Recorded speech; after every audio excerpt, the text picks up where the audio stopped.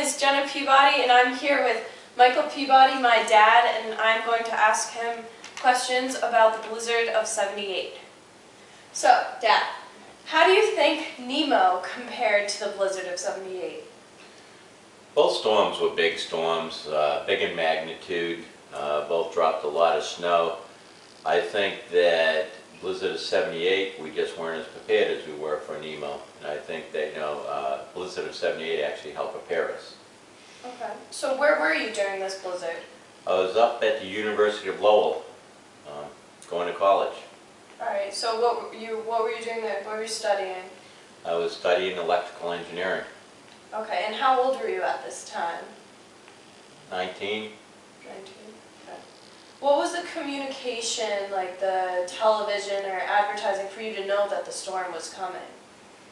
It was just typical weather, saying there's going to be a storm. They said, it might be pretty big in size, and that was it.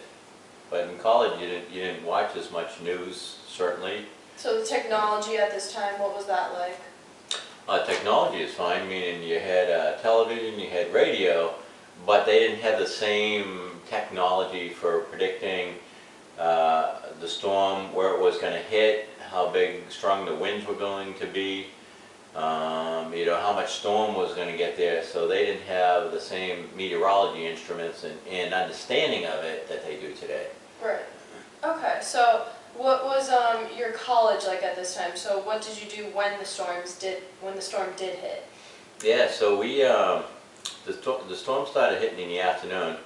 I remember we had a test that next day, and we were, it started snowing. We were all just kind of, relaxing and having a good time. Once it started, we had a feeling we weren't going to have school the next day because the snow kept on piling up.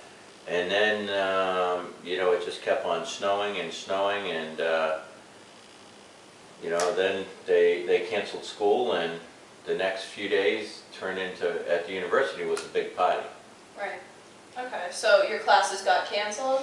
Yeah, all the schools got canceled, the roads were closed, and probably isn't good for all you young kids to hear, but what they did was, so the school ran out of beer on the first day, because drinking age was 18, and then we all walked down to the local liquor stores, and they were empty within 2 days. Right. Okay. So did you talk with any of your teachers about the storm? Did you have any communication, like email or? No. Yeah, they didn't, you didn't have email back then, but what we did was, they came to school, they stuck notices on the doors, and then plus you listen to WBZ radio, because that's where they announced whether you had school or not. So Okay. once they declared a state of emergency and they closed the roads, the road out inside the school didn't get plowed for a few days. Right. Okay. There were just cars everywhere. And what they ended up doing, when they were even clearing those roads, they'd just take a big front end loader that'd go up to a car, connect a chain to it, pull it out. They had another front end loader that was going, tow truck would take that away. They'd have a front end loader move the snow.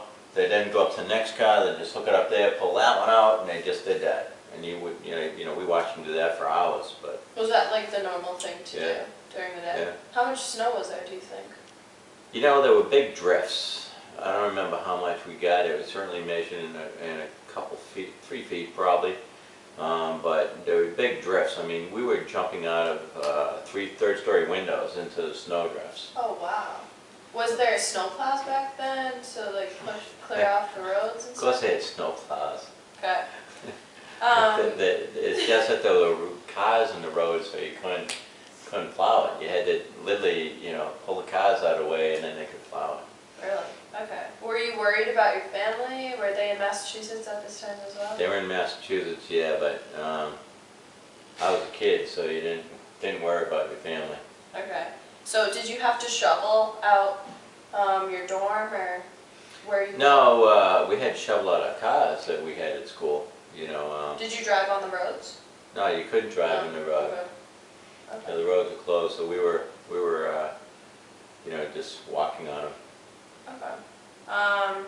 So what was your mode of transportation? Just walking?